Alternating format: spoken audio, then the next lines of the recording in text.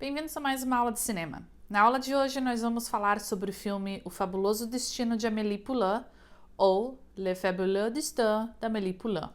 Não é que rima?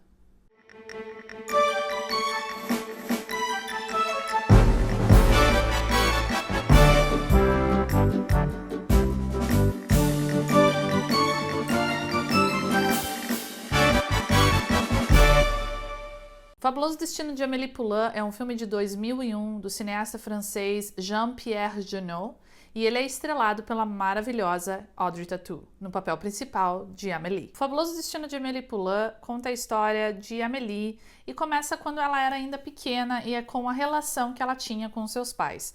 Por eles terem uma dificuldade em demonstrar afeto, a Amélie acabou desenvolvendo uma imaginação muito frutífera. Ainda muito pequena, a mãe dela morreu num acidente um tanto quanto bizarro e a Amélie passou então a cuidar do seu pai até a velhice dele. Anos se passaram, anos de 1997, a Amélie está trabalhando num café como garçonete e um belo dia, quando ela está na sua casa, ela assiste na televisão que a Lady Di morreu num acidente lá mesmo em Paris. E por conta desse evento, uma série de outros eventos se desencadeiam.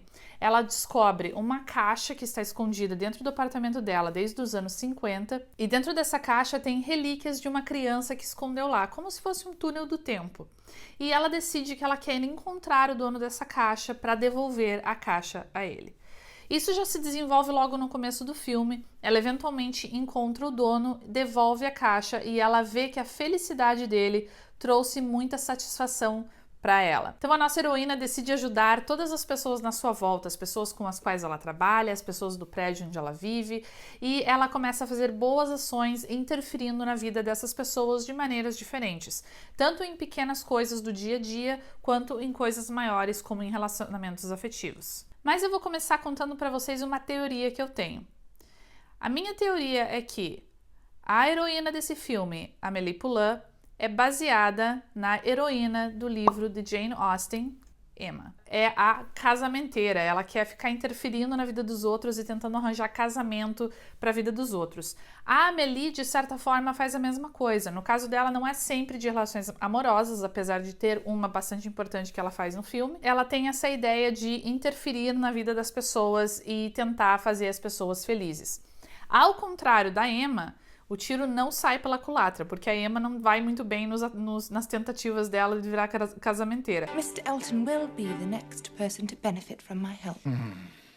Já a Amélie tem um resultado positivo com as ações dela. Outro ponto que as nossas duas heroínas têm em comum é o fato de que a mãe delas morreu cedo na vida e elas passam a cuidar dos pais.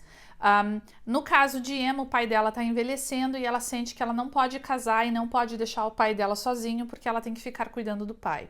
Já no caso de Amélie, o pai dela perdeu o gosto pela vida desde que a mulher dele faleceu e ela decide que vai ajudar ele a retomar esse gosto pela vida através de um plano bastante elaborado que eu já vou falar para vocês daqui a pouco. Tanto a Amélie quanto a Emma acabam se apaixonando em algum momento da história. I love John! É só no momento em que elas acreditam que elas vão perder aquele amor que elas tomam a iniciativa de fazer alguma coisa por elas mesmas e não por outras pessoas. Amélie Poulain é um conto de fadas para adultos e isso a gente pode provar de várias maneiras, mas eu vou começar por uma delas. Vocês notaram que o cabelinho da Amélie Poulain e ela mesma é bastante parecido com a Branca de Neve da Disney? Se você não acredita nessa teoria, eu vou te dar um outro exemplo. O anão de jardim da casa do pai dela. Assim como a Branca de Neve tinha os 7 anões, a Amélie tem o anão de jardim que viaja pelo mundo para trazer alegria para a vida do pai dela.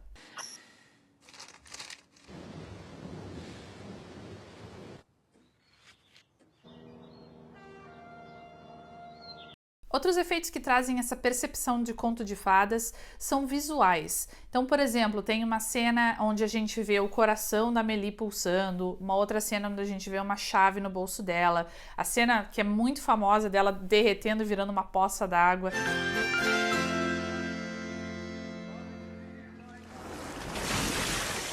Então todas essas coisas dão essa ideia imaginativa para o filme e que a gente está vendo esse filme através dos olhos da Amélie, esse conto de fadas que ela criou para a própria vida dela. Você notou as cores verde e vermelha no filme Amélie Poulain?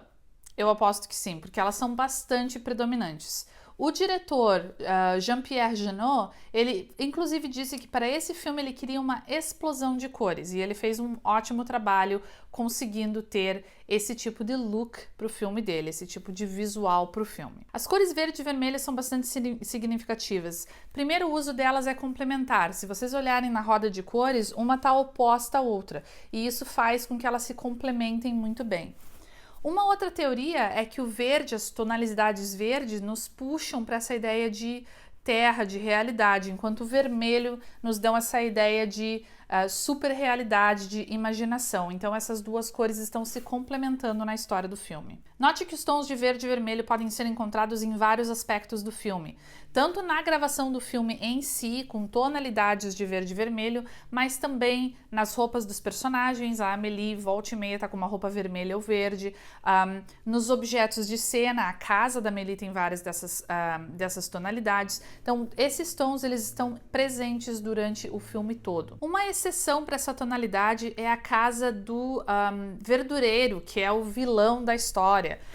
Se vocês notam, a casa do vilão da história ela já tem cores mais escuras, ela já é uma casa com tons de marrom ou com tons de verde musgo, verde mais escuro do que o resto do filme. Isso é para indicar que ele vivia num mundo extremamente regrado e num mundo extremamente sem imaginação, que é o contrário do mundo da Amélie.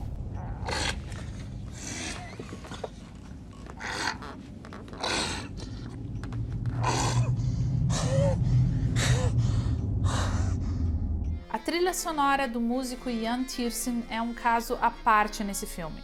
Primeiro, ela traz todo aquele charme, toda aquela sensação que a gente tem dessa ideia do que é Paris, do que são os franceses. E ela está presente durante a maior parte do filme. Mas notem uma coisa interessante, no clímax do filme, que é quando finalmente a Amélie e o Nino se encontram, a música some e os sons ficam simplesmente mais reais, sons de cena mesmo. Então isso é muito interessante porque é o momento em que a Amélie deixa de simplesmente imaginar as coisas para viver as coisas. E a música, ela acompanha essa ideia.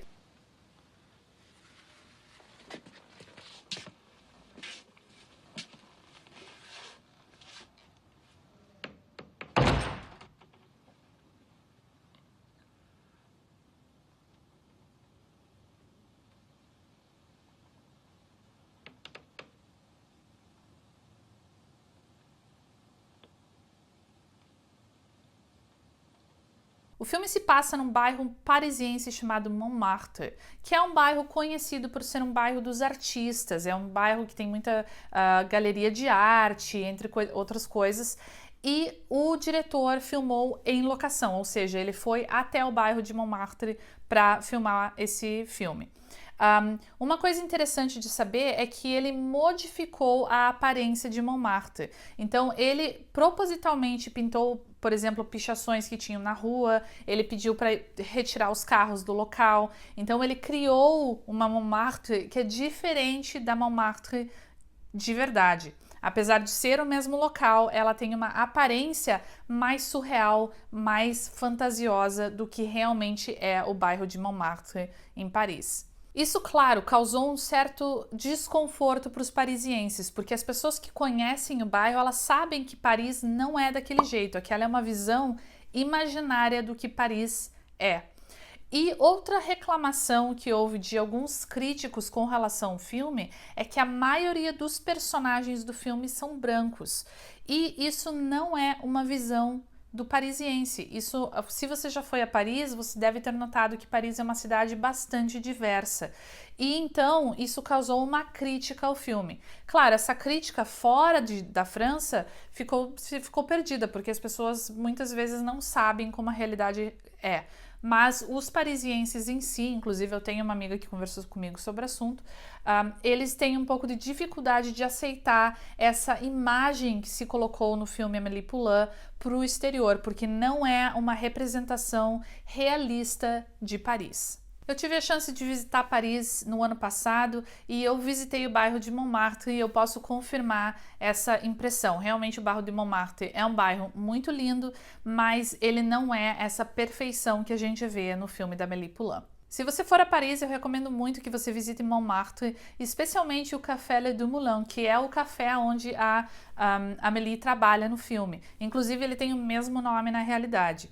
Eu tive a chance de visitar esse café, ele é uma atração turística hoje em dia, e é um lugar super bonitinho. Hoje em dia tem fotos do filme pela parede. Recomendo que você vá ao banheiro, porque quando você entra no banheiro tem tipo um mini museu do filme Amélie Poulain, é bem interessante, tem inclusive o anãozinho, o anão de jardim do filme tá lá. E a comida é muito boa. Então é isso por hoje. Espero que vocês tenham gostado da minha análise de Amélie Poulain e que vocês tenham se divertido com as minhas teorias de como surgiu essa heroína do cinema francês. Então joinha no vídeo se você gostou. Compartilhe com seus amigos, se inscreva no canal e a gente se vê na próxima aula.